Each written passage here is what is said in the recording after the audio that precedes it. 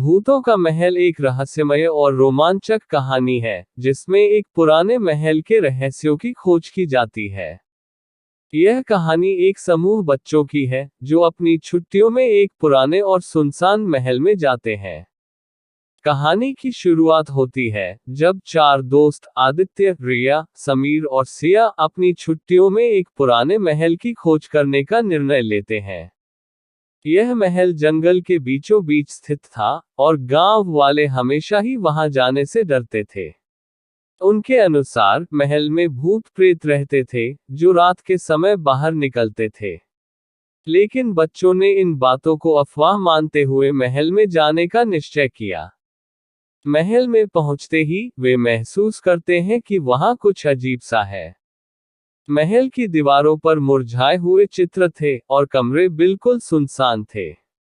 अचानक उनके सामने एक पुराना दरवाजा खुलता है, और वे भीतर जाते हैं।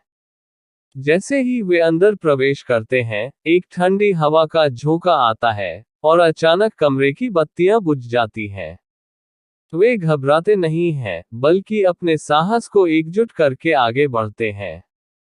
बच्चों को महल के एक कमरे में एक पुराना दर्पण मिलता है, जिसके सामने एक खुली हुई किताब पड़ी होती है। किताब में लिखा होता है कि महल में एक बार एक राजा और रानी रहते थे, जिन्होंने अपने कर्तव्यों के कारण दुर्भाग्यपूर्ण मौत मरी थी। उनके आत्माएं अभी भी महल में बसी हुई हैं और किसी को भी महल में रहने की अनुमति नहीं देती। बच्चे धीरे धीरे महल के रहस्यों को सुलझाते हैं और अंत में समझते हैं कि यह भूत प्रेत नहीं, बल्कि रानी और राजा के असंतुष्ट आत्माएं थीं, जिन्हें शांति की आवश्यकता थी। वे उनकी आत्माओं को शांति प्रदान करने के लिए एक पुराने रीति रिवाज का पालन करते हैं।